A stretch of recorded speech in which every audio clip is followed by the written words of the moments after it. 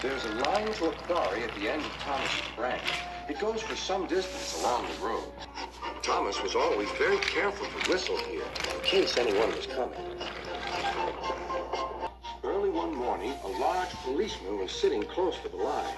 Thomas liked policemen. He had been a great friend of the officer who had just retired. He whistled, "Good morning." Thomas expected that the new officer would be friendly too, but he was sorry to see that he didn't look friendly at all. He was red in the face and very cross. "Disgraceful," he spluttered. "I didn't sleep a wink last night. It was so quiet, and now engines come whistling suddenly behind me." "I'm sorry, sir," said Thomas. "I only said good morning." The policeman pointed to Thomas. "Where's your cowcatcher?" he asked. "But I don't catch cows, sir." "Don't be funny," snapped the policeman. He looked at Thomas's wheels. No side plates either. And he wrote in his notebook, "Engines going on public roads must have their wheels covered and a cowcatcher in front to protect people and animals from being dragged under the wheels if they stray onto the line. You haven't, so you are dangerous." "Rubbish," said Thomas's driver. "We've been along here hundreds of times and never had an accident." "That makes it worse," the policeman answered. He wrote "regular lawbreaker" in his book. Thomas walked sadly away. Sir Topham Hatt was having breakfast. He was eating toast and marmalade.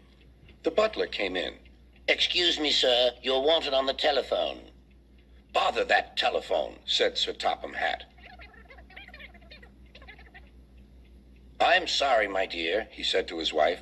"Thomas is in trouble with the police, and I must go at once."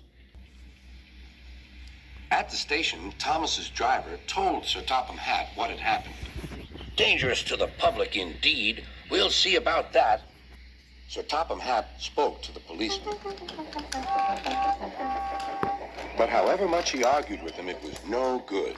"The law is the law," he said, "and we can't change it." Sir Topham Hatt felt exhausted. "I'm sorry, driver," he said. "It's no use arguing with policemen. We will have to make those cowcatcher things for Thomas, I suppose." "Everyone will laugh, sir," said Thomas. "They'll say I look like a tram." Sir Topham Hatt stared. Then he laughed. "Well done, Thomas. Why didn't I think of it before? We need a tram engine. When I was on my holiday, I met a nice little engine called Toby. He takes freight cars from the farms, but the trucks are taking over most of his work and he needs a change. He has cowcatchers and side plates. I'll write to his superintendent at once." A few days later, Toby arrived. "That's a good engine," said Sir Topham Hatt. "I see you've brought your coach, Henrietta." "You don't mind, do you, sir?" asked Toby. "The station master wanted to use her as a hen house, and that would never do." "No, indeed," said Sir Topham Hatt. "We couldn't allow that."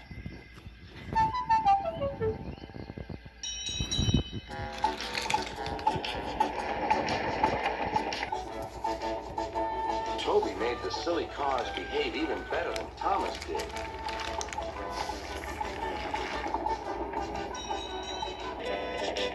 "Hey, you!" At first, Thomas was jealous, but he was so pleased when Toby rang his bell and frightened the policeman. They'd been firm friends ever since.